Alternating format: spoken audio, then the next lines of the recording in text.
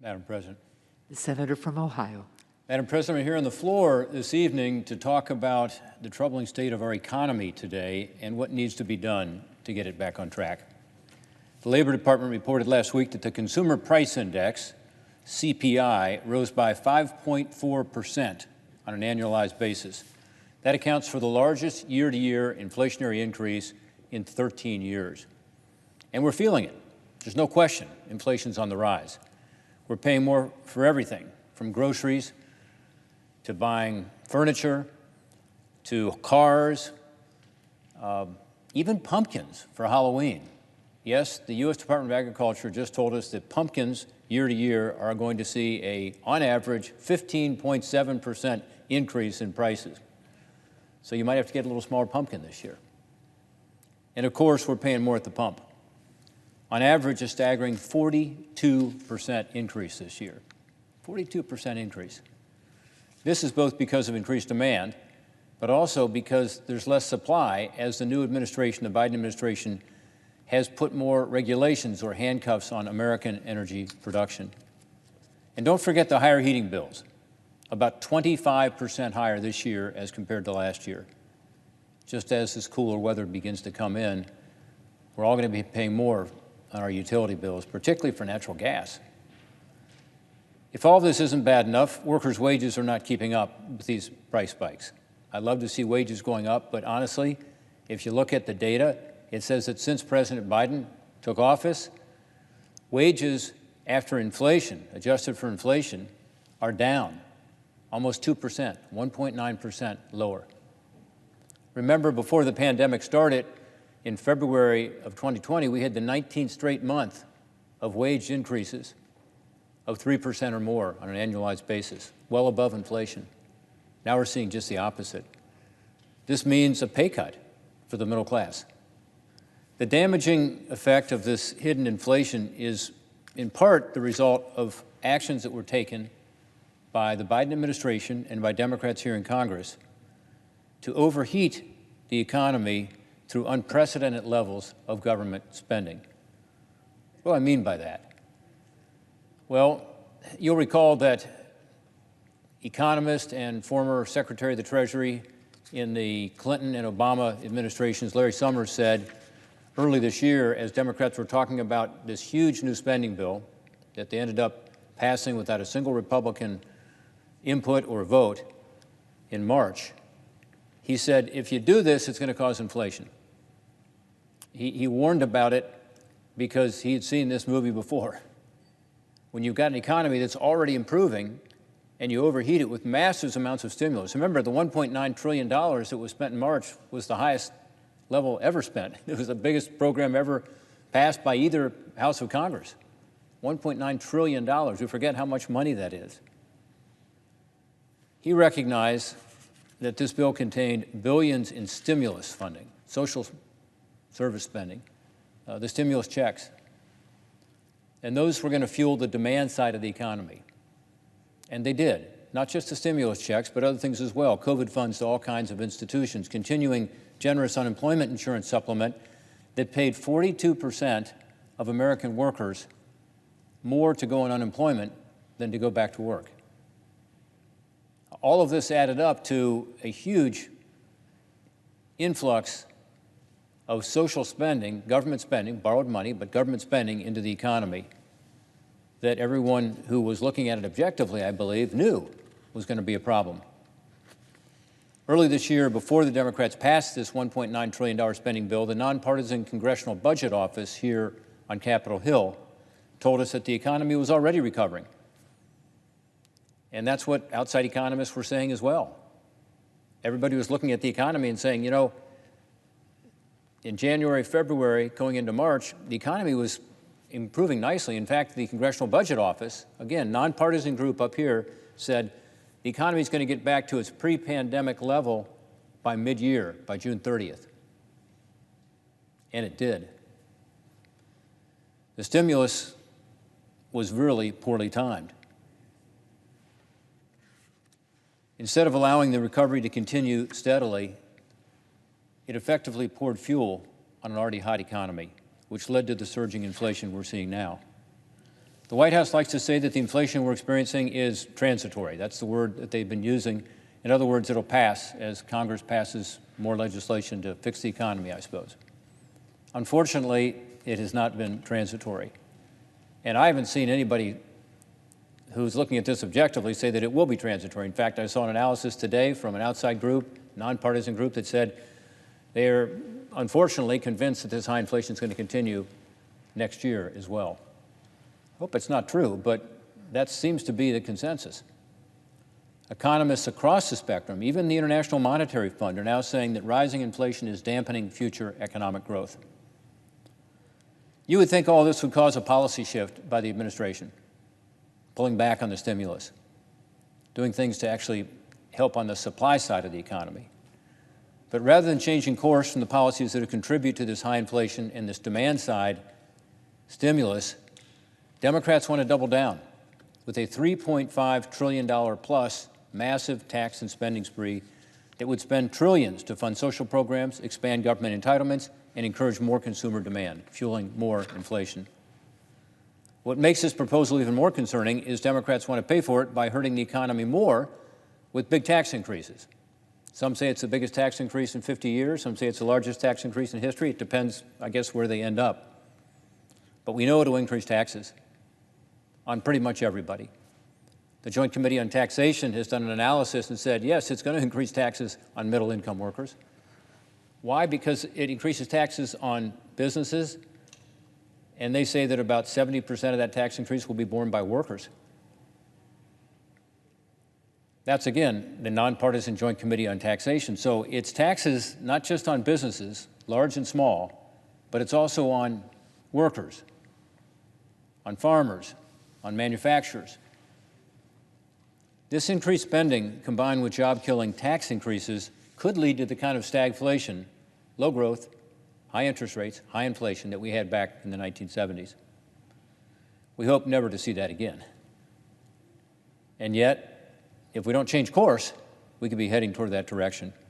It's the last thing our economy needs right now. But surging consumer demand is not the only factor driving our current inflation crisis. The other main culprit is that we're facing a shortage of goods due to a global supply chain crisis. Almost anyone you talk to will tell you they've had some kind of shipping delay due to these supply chain issues. There are contractors, you probably know, who can't get lumber, can't get steel to be able to finish a building or home. There are plenty of parents out there right now waiting to get their kid a gift for their birthday, only to find out that no matter how much they pay, it's going to arrive not for the birthday, but maybe 2 or 3 months later. These issues are clearly visible if you look at our seaports, which are often the main connector between our country and the main global supply chain, consisting of manufacturers often in Asia, sometimes in China. Just last week, there were about 60 or 70 ships in a holding pattern near the ports of Long Beach and Los Angeles, California. Think about that. 60 or 70 huge container ships just in a holding pattern, not being able to get in. And even when the shipping containers are taken on shore, by the way, there aren't enough trucks to pick them up. So the containers are staying at the port. There aren't enough truck drivers because of the labor shortage. By the way, that's driven in part by this increased demand, but in part by some of the rules and regulations around those transportation logistics and truckers. Between bottlenecks and backlogs at our ports and challenges in transporting freight, there's real trouble for our supply chains just as we come into the holiday season, which is typically, of course, when people do most of their shopping. One reason for this global supply chain crisis is the ripple effects of COVID-19. No question about that. When factories shut down their operations to stem the flow of COVID among their workers, assembly lines sometimes stopped working altogether and created this shortage of goods and materials. Companies that work in the shipping industry also were hit hard by the pandemic and had some of their operations negatively impacted. But then the pent-up demand for goods and services kicked in. And again, much more demand was created by the $1.9 trillion spending bill in March of this year than would have been normal. So yeah, you had some of these factories shutting down, had essential workers still working, but you had less production, and then all of a sudden this big surge, and therefore the bottleneck. Some in the Biden administration have said that this inflation and supply chain bottleneck is a problem for the rich. I don't see it that way. If they think that, they ought to talk to the factory workers I talk to in Ohio, whose wages are being eaten up by inflation. I think they should say that to the mother or father who's having to ask their kid what gift they want for Christmas 2 or 3 months ahead of time. In fact, it's too late already, we're told, to get some gifts for Christmas even now. The recent college graduate who's trying to fill her car up with gas to get to work, tell it to her that this is a problem for the rich. 42% increase in gas prices this year. A supply chain is like any other chain. If you have one weak link, it's enough to cause the whole thing to fall apart, and that's exactly what's happened, and it's happening at the worst possible time. Part of the near-term solution is to stop any new stimulus spending. That's not what's needed right now in the economy. It's just terrible timing. And stop the new tax increases, because that's also what we don't need in our economy right now. We don't want to make America and American workers less competitive. We want to do just the opposite. And part of the long-term solution to prevent a similar crisis from happening in the future is to shore up our supply chains. Instead of being so reliant on manufacturers in places like China, bring the manufacturing home, reshore it. Invest more in production here in the United States, and in the process, create more domestic manufacturing and transport jobs and greater supply chain security. I think that's going to start happening. If you look at the cost to bring a product from Asia to the United States now, it's skyrocketed. That gives us a competitive advantage. The market's here. We got to bring the manufacturing here as well. Another solution is to improve our nation's infrastructure. Targeted investments in increasing the capacity and operability of our ports, our waterways, fixing our roads and bridges, improving our railways, that all makes sense. For decades, we have neglected our infrastructure needs. Every president, by the way, in modern times has said that. You know, the Society of Engineers who look at our infrastructure says that we have a grade of somewhere between D+ and C- in this country. We're falling behind other countries. Other countries spend a lot more as a percent of their GDP on infrastructure, and it's been recognized. Really, every president since, from Bill Clinton to Donald Trump, has said, let's make a significant investment in infrastructure. And yet we didn't do it. We neglected our infrastructure. We've neglected our ports, and that's why they're so inefficient today, in part, and one reason we're having to pay the price. The good news is that right now there's a bipartisan infrastructure package awaiting passage in the House of Representatives to address this and other problems. It's called the Infrastructure and Investment and Jobs Act. This is a bill that passed the United States Senate here in August with a 69-vote majority. That doesn't happen very often around here, particularly with big, important legislation like that. It was bipartisan from the start. It was passed with the support of Republicans here in this chamber, Democrats in this chamber, and most importantly, the American people, who think it's a really good idea. Economists think it's a good idea, too, because it improves the efficiency of our economy. Think about it. The bridge that's holding up traffic right now in my hometown of Cincinnati, Ohio, every day, a massive bridge where I-71 and 75 come together. It's a huge hit to our economy. It's also a huge safety problem. Fixing that bridge has been something people have talked about for 30 years. It's time to do it, and we'll do it if we can get this infrastructure bill passed. It'll also create hundreds of thousands of good-paying jobs in industries ranging from construction and plumbing to electrical engineering and software development, with one recent study from the Association of Equipment Manufacturers finding that the legislation will create about 500,000 jobs. It'll also help address issues at our ports by providing increased funding for the Port Infrastructure Development Program, investments in our freight system through rail and waterway and highway and air freight investments. So it actually addresses a real problem we've got right now. And by the way, these investments are long-term investments. There won't be a lot of money spent in the next year or so. There'll be a lot of money though spent over the next 5, 10, 15 years to improve this infrastructure, and there'll be long-term assets that'll last for decades. So it's a different kind of spending than the stimulus spending. All this will help improve the movement of goods throughout our country. That's why every business group in America is supporting this legislation. Not just the Chamber of Commerce, but every group out there. By the way, as well as all the agricultural groups, over 30 ag groups, including the American Farm Bureau, are supporting this legislation. It's why a lot of the union members are supporting it too. In fact, the AFL-CIO Building Trades Council is strongly in support of this legislation because they know it's going to create good paying jobs, good benefits, allowing people to get out there and build things. Even more importantly to me, given the recent economic news we've seen, this proposal will not cause inflation to increase. Why? Because it's spending on the supply side rather than the demand side of the economy, as economists would say. Conservative economist Doug Holtz-Eakin, who's the former director of the Congressional Budget Office, now head of the American Action Forum, and Michael Strain, who's the director of economic policy studies at the American Enterprise Institute, also a conservative scholar, have said that our bipartisan infrastructure package will slow down inflation. They said, and I quote, "Improving roads, bridges, ports will make it less costly for businesses to operate, allowing them to increase their output per hour and putting downward pressure on consumer prices." So again, this is long-term spending capital assets, makes the economy more efficient, therefore more productive. That's counterinflationary. So this is the right time to do this kind of a project. To me, this bill makes all the sense in the world, given the troubling and uncertain state of our economy.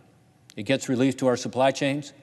It makes long-term investments in hard assets that do boost our productivity in this country. It has a counterinflationary effect on the economy. So why hasn't it passed? What's the problem? Again, it got 69 votes here in the United States Senate. Well, unfortunately, the answer is politics. Democrats in the House of Representatives want to do everything they can to tie their big $3.5 trillion plus tax and spend bill we talked about earlier to the infrastructure investment, because they know that's the only way their partisan bill is going to get the votes needed to pass. So they've held it hostage. Hardcore progressives don't like the bipartisan infrastructure bill because it doesn't have the tax increases. It doesn't have the Green New Deal policies. It doesn't have all the new social spending programs that's in this reconciliation bill that they really want. But holding this investment in infrastructure hostage to this larger tax and spend bill is just wrong. It's playing politics, and it's playing politics with the American people. It's also counter to the pledge that President Biden made to the bipartisan group that negotiated this agreement and made to the American people. President Biden supports this infrastructure legislation. He said he didn't get everything he wanted. Nobody did. But he supports it. He wants it to move forward. And he pledged to keep it separate from the $3.5 trillion tax and spend bill. And yet, what you see in the House is just the opposite. It's not fair to the American people. They deserve to have the opportunity to have the infrastructure bill be voted on its own merits. Let it rise or fall on its own merits. Don't tie it to something else. House Speaker Nancy Pelosi promised it would come to the House floor about 6 weeks ago. She promised that to the so-called Democrat moderates in the House. It didn't come to the floor. Then she promised it would happen about 3 weeks ago. Didn't come to the floor for a vote. Now she said on October 2nd that October 31st is the date. That's Halloween. That's a Sunday. But that's fine. We can vote on Sundays, even on Halloween. It's so important, we ought to do it, and do it. It's past time to take this bill to the floor of the House and let it be judged on its own merits. If passed, it will strengthen our economy over the long term and have a positive impact on the lives of every single American. It's counterinflationary. It makes our economy more efficient. It adds to, again, the supply side, allowing us to see not just a short-term boost, but a longer-term boost to our economy. And wouldn't it be nice to pass something that makes sense around here, that's bipartisan? Instead of jamming Republicans and the country with another reckless spending bill and raising taxes on this uncertain economy, let's focus on the infrastructure bill that addresses real problems we face today. We could use a sensible bipartisan success right now. All of us. Yield back my time.